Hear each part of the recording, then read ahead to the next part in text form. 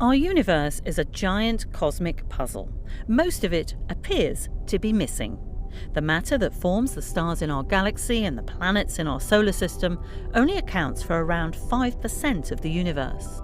Since 2011, scientists have been using the AMS, Alpha Magnetic Spectrometer, to discover the particles that make up this missing dark matter.